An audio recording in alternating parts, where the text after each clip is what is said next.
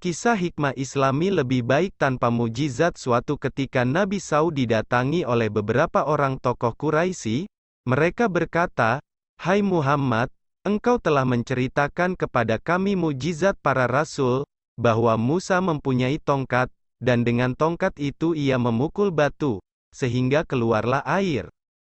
Isa bisa menghidupkan orang yang telah mati, dan Soleh diberi unta untuk menguji kaum Samud. Maka datangkanlah mujizatmu agar kami percaya kepadamu."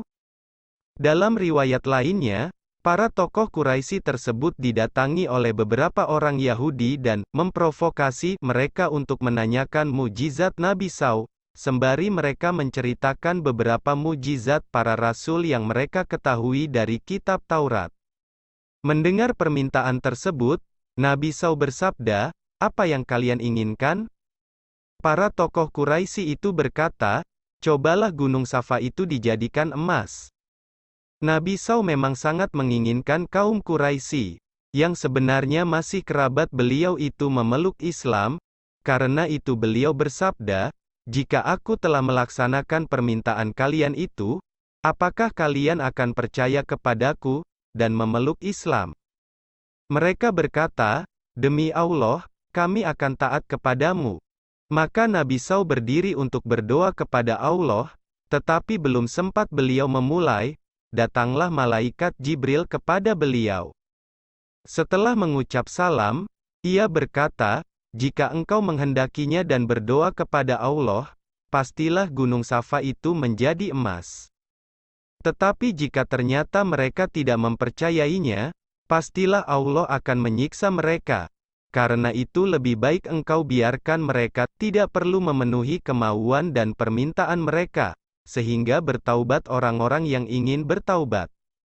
Tidak lama kemudian, turunlah wahyu Allah, Qs Al-An'am ayat 109-111, yang menjelaskan bahwa mujizat-mujizat tersebut adalah hak prerogatif Allah untuk menurunkan atau memberikannya. Bukan mujizat-mujizat itu yang menyebabkan orang beriman kepada Allah dan Rasul-Nya, tetapi semata-mata jika Allah menghendakinya untuk memperoleh hidayah. Memang, jarang sekali kita temukan, walau memang ada beberapa, mujizat Nabi SAW yang muncul ditujukan untuk membuat orang percaya atau meyakini beliau. Kebanyakan mujizat beliau itu datang ketika dalam keadaan mendesak dan membutuhkan.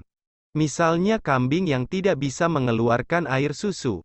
Baik karena masih belum pernah beranak, atau sudah tua atau keadaan lainnya. Tiba-tiba mengeluarkan air susu ketika dipera oleh Rasulullah SAW. Atau sahabat beliau, lihat kisahnya dalam buku, Percik Kisah Sahabat Nabi Muhammad SAW, pada kisah sahabat Abdullah bin Mas'ud, Mikdad bin Amr al-Aswad, Ummu Mabad saat Nabi SAW hijrah makanan atau kurma yang sedikit bisa untuk orang banyak yang menggali parit saat perang Khandaq, atau membayar hutang yang banyak. Lihat kisah Jabir bin Abdullah, 2 Mazadah, tempat air dari kulit, air bisa memenuhi kebutuhan satu pasukan, tanpa berkurang sedikit pun. Lihat kisah wanita pembawa air. Ranting yang menjadi pedang, lihat kisah Ukasyah bin Mihsan, dan beberapa mujizat beliau lainnya.